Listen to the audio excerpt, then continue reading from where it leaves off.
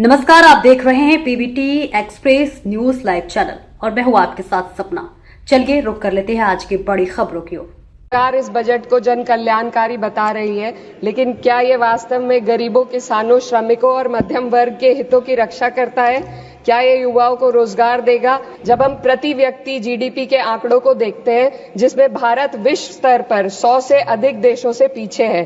सरकार दावे करती है कि भारत की अर्थव्यवस्था दुनिया में सबसे तेजी से बढ़ रही है, लेकिन इस विकास का लाभ केवल अमीरों को मिल रहा है। देश की शीर्ष 1% अमीरों के पास 40% से अधिक संपत्ति है, जबकि करोड़ों लोग 2 वक्त की रोटी के लिए संघर्ष कर रहे हैं। यह आर्थिक असमानता लगातार बढ़ रही है क्योंकि सरकार की नीतियां बड़े उद्योगपतियों को फायदा पहुंचाने के लिए बनाई जा रही है, जबकि गरीबों और मध्यम वर्ग को महंगाई और टैक्स के बोझ तले दाबा जा रहा है। जब यह सरकार सत्ता में आई थी तब $1 लगभग 60 रुपए के बराबर था और आज 83 तक पहुंच गया है। 2025 के वित्त विधेयक पर अपने विचार रखने के लिए खड़ी हूं।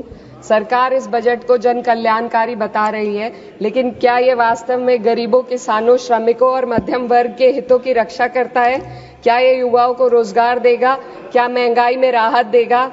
लगातार हम पढ़ते आ रहे हैं कि भारत की जीडीपी पिछले 10 वर्षों में दोगुनी हो गई है और हम जापान और जर्मनी को पीछे छोड़ते हुए 27 तक दुनिया की तीसरी सबसे बड़ी अर्थव्यवस्था बनने के ओर अग्रसर है। लेकिन यह उपलब्धि तब फीकी पड़ जाती है जब हम प्रति व्यक्ति जीडीपी के आंकड़ों को देखते हैं, जिसमें भारत विश्व स्तर पर 100 से अधिक देशों से पीछे है।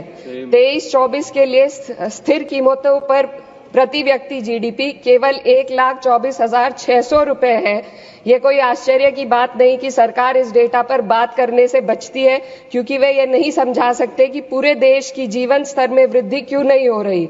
वे ये नहीं बता सकते कि देश में इतनी गहरी आय असमानता क्यों बनी हुई है और आम नागरिकों को आवश्यक सेवाओं तक पहुंचने में इतनी कठिनाइयां क्यों होती हैं। सरकार दावे करती है कि भारत की अर्थव्यवस्था दुनिया में सबसे तेजी से बढ़ रही है, लेकिन इस विकास का लाभ केवल अमीरों को मिल रहा है। आज हमारे देश में शिक्षित युवा नौकरी की तलाश में दर-दर भटक रहा है। सरकारी नौकरियों में लाखों पद खाली पड़े हैं, लेकिन भर्ती नहीं हो रही। निजी क्षेत्र में भी नौकरियों की संख्या घटती जा रही है। उधर देश की शीर्ष 1% अमीरों के पास 40% से अधिक संपत्ति है, जबकि करोड़ों लोग 2 वक्त की रोटी के लिए संघर्ष कर रहे हैं। यह आर्थिक असमानता लगातार बढ़ रही है क्योंकि सरकार की नीतियां बड़े उद्योगपतियों को फायदा पहुंचाने के लिए बनाई जा रही है, जबकि गरीबों और मध्यम वर्ग को महंगाई और टैक्स के बोझ तले दाबा जा रहा है। जब यह सरकार सत्ता में आई थी तब $1 लगभग 60 रुपए के बराबर था और आज 83 तक पहुंच गया है। Sir 2 minute. रुपए की इस गिरावट का सीधा असर आम जनता पर पड़ता है। इस सरकार की मौजूदा वित्तीय नीतियां पूरी तरीके से अमीरों के पक्ष में झुकी हुई है। भारत एक समाजवादी देश है जहां सरकार का कर्तव्य है कि शिक्षा, स्वास्थ्य, यातायात जैसी बुनियादी सुविधाओं का लाभ अपने नागरिकों को पहुंचाए और उन्हें समान अवसर और सुरक्षा दे। भारत के सरकारी स्कूलों और अस्पताल की हालात लगातार बद से बदतर होते जा रहे हैं। सर बस किसानों पर अपनी बात रखना चाहती हूँ। हमारा देश तब तक सशक्त नहीं हो सकता जब तक हमारे किसानों को उनका हक नहीं मिलता। 2023-24 में भारत की 46% श्रमिक आबादी कृषि क्षेत्र में कार्यरत थी, फिर भी इस क्षेत्र को नजरअंदाज किया जा रहा है।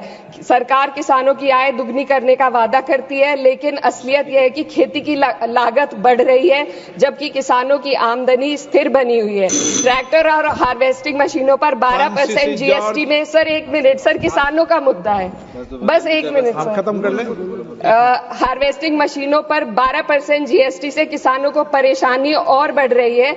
यदि सरकार इस बोझ को कम कर दे तो खेती में फायदा होगा। साथ ही साथ प्रधानमंत्री किसान सम्मान निधि के तहत जो मिलने वाली राशि है उसको बढ़ाकर 6,000 से 12,000 कर दे।